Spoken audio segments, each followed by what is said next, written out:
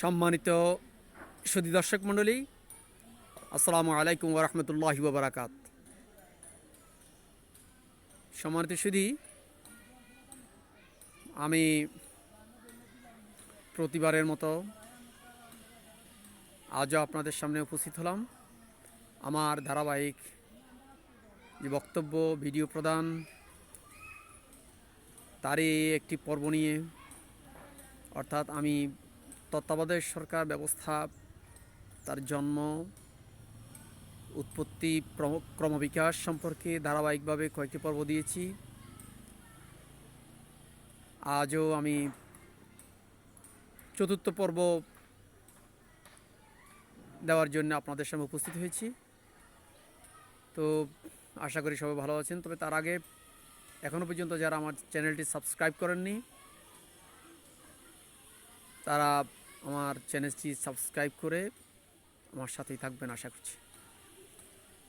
যা হোক, কথা বলছিলাম যে তত্ত্বাবধায়ক সরকার নিয়ে। বিচারপতি খায়রুল হক যখন তত্ত্বাবধায়ক সরকার পদ্ধতিটি বাতিল করার জন্যে আপিল বিভাগের শুনানি চলছিল, তখন সুপ্রিম কোর্টের পক্ষ থেকে এমিকাস কিউরি নিয়োগ করা হয়েছিল। 11 জন এমিকাস কিউরি নিয়োগ করা হয়েছিল।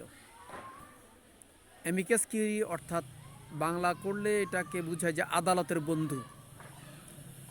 রাষ্ট্রীয় কোনো গুরুত্বপূর্ণ বিষয় বা জনগণ গুরুত্বপূর্ণ বিষয় বা সাংবিধানিক জটিল কোনো বিষয়ে, জাতীয় কোনো জটিল কোনো বিষয়ে যদি সুপ্রিম কোর্টের সম্মুখে কোনো মামলা বা বিষয় উপস্থিত হয়, তখন সুপ্রিম কোর্ট সেটি ব্যাপক আকারে পর্যালোচনা করে, ব্যাপক আকারে গবেষণা এবং বিচার বিশ্লেষণের প্রয়োজনে, বিচার বিশ্লেষণ করে রায় দেওয়ার প্রয়োজনে, সঠিক সিদ্ধান্ত উপনীত হওয়ার প্রয়োজনে সুপ্রিম কোর্টে যে সকল আইনজীবী আছেন, ব্যারিস্টার এবং অ্যাডভোকেট, তাদের মধ্যে যারা বিজ্ঞ আইনজীবী আছেন তাদের মতামত নিয়ে থাকেন।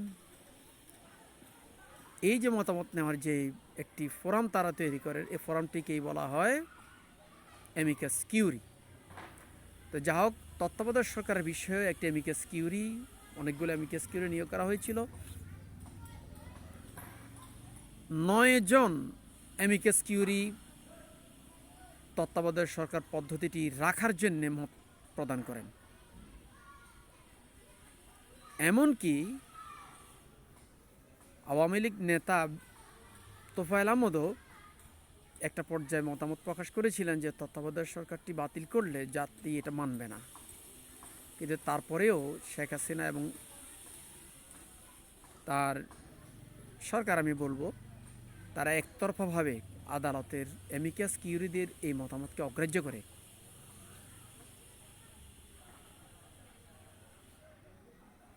বিচারপতি খায়রুল হক সহ একটি রায় প্রদান করেন। এই রায়টির মাধ্যমে তত্ত্বাবধায়ক সরকারটি বাতিল করে দেওয়া হয়। এতে রাষ্ট্র মারাত্মকভাবে রাজনৈতিক সংকটে পতিত হয়। তত্ত্বাবধায়ক সরকার ব্যবস্থাটি করা হয়েছে মূলত নিরপেক্ষ, সুষ্ঠু, ফেয়ার অ্যান্ড স্কোয়ার নির্বাচন করার জন্য, কিন্তু সেটি বাতিল করে দেওয়া হলো। সরকার যুক্তি দেখালো যে তত্ত্বাবধায়ক সরকার বিচারপতি দেরকে এখানে টেনে আনা হয়েছে, এতে বিচার বিভাগের নিরপেক্ষতা ক্ষুণ্ণ হওয়ার মানে উদ্ভট এক ধরনের যুক্তি আর কি। তারপর বলল যে ফখরুদ্দিনের সময় তত্ত্বাবধায়ক সরকার বিতর্কিত হয়ে গেছে, তত্ত্বাবধায়ক সরকার খারাপ কাজ করেছে, 3 মাসের সরকার 2 বছর হয়েছে। তো কথা হচ্ছে, তো সেটা যদি হয়ে থাকে আপনি সংস্কার করেন, সংস্কার করে উন্নত করেন। সেটা না করে এটাকে পুরোপুরি গিলে ফেলে, এটা নষ্ট করে ফেলা হয়েছে। কিন্তু বিকল্প কোনো পদ্ধতি উপস্থাপন করা হলো না। বিকল্প পদ্ধতি উপস্থাপন না করে একতরফা তত্ত্বাবধায়ক সরকার পদ্ধতি বাতিল করে দিয়ে বারবার করে পেশি শক্তি নির্বাচন করে নির্বাচনী ব্যবস্থাকে ধ্বংস করে ফেলা হয়েছে। যা হোক, এখন আজকে বাংলাদেশ যে একটি ক্রান্তিকাল অতিক্রমণ করছে, এটি মূলত তত্ত্বাবধায়ক সরকারের ব্যবস্থা বাতিল করে দেওয়ার ফলাফল ভোগ করছে। কারণ যদি জনগণ যদি সুষ্ঠুভাবে ভোট দেওয়ার ব্যবস্থা থাকতো, স্টেপ বাই স্টেপ যদি তত্ত্বাবধায়ক সরকারের মাধ্যমে গণতান্ত্রিক নির্বাচন করে অনুষ্ঠিত হতো, তাহলে রাষ্ট্রের রাজনৈতিক স্থিতিশীলতা থাকতো, বিশৃঙ্খলা তৈরি হতো না। কিন্তু এটি ইচ্ছাকৃতভাবেই করা হয়েছে, ইচ্ছাকৃতভাবে করে দেশকে এই রাজনৈতিক বিশৃঙ্খলা, রাজনৈতিক অস্থিতিশীলতার দিকে, রাজনৈতিক শূন্যতার দিকে ঠেলে দেওয়া হয়েছে। এখন আমাদের বক্তব্য হচ্ছে যে তত্ত্বাবধায়ক সরকার পদ্ধতিটি জাতির একটি সামাজিক ঐক্যমত, রাজনৈতিক ঐক্যমত, একটি সোশ্যাল কন্ট্রাক্ট। এটিকে আবারও ফিরিয়ে আনা হোক। ফিরে অবশ্যই এসে গেছে অনেকটা, তবে এটাকে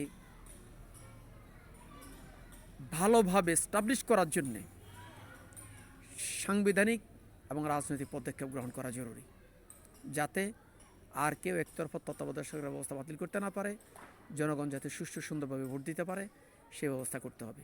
ইতিমধ্যেই অবস্থা দাঁড়িয়েছে অন্যরকম আরেকটি বিষয়, যে তত্ত্বাবধায়ক সরকার পুনর্জন্মের বিষয়ে সুপ্রিম কোর্ট রিভিউ রায় দিয়েছে। অর্থাৎ সুপ্রিম কোর্ট রিভিউ দায়ের করা হয়েছিল তত্ত্বাবধায়ক সরকারের বাতিলের রিভিউ বিরুদ্ধে, সুপ্রিম কোর্ট সেটিকে মঞ্জুর করেছেন। অর্থাৎ তত্ত্বাবধায়ক সরকার ব্যবস্থা ফিরে এসেছে সুপ্রিম কোর্টের রায় অনুসারে। কিন্তু এখানের তত্ত্বাবধায়ক সরকার ব্যবস্থা যে ফিরে আসলো, সেটা আগেরটাই ফিরে আসছে। অর্থাৎ সর্বশেষ প্রধান বিচারপতি যদি তাকে পাওয়া না যায়, তার আগেই মিডিয়েটের যিনি প্রধান বিচারপতি ছিলেন তাকে, এরপর ওনাকেও যদি পাওয়া না যায়, তাহলে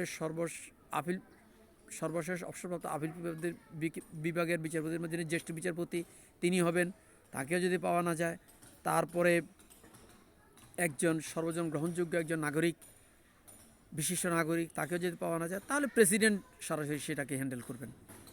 এই বিষয়টাই সুপ্রিম কোর্টের রায় ফিরে এসেছে, অর্থাৎ আগেরটা।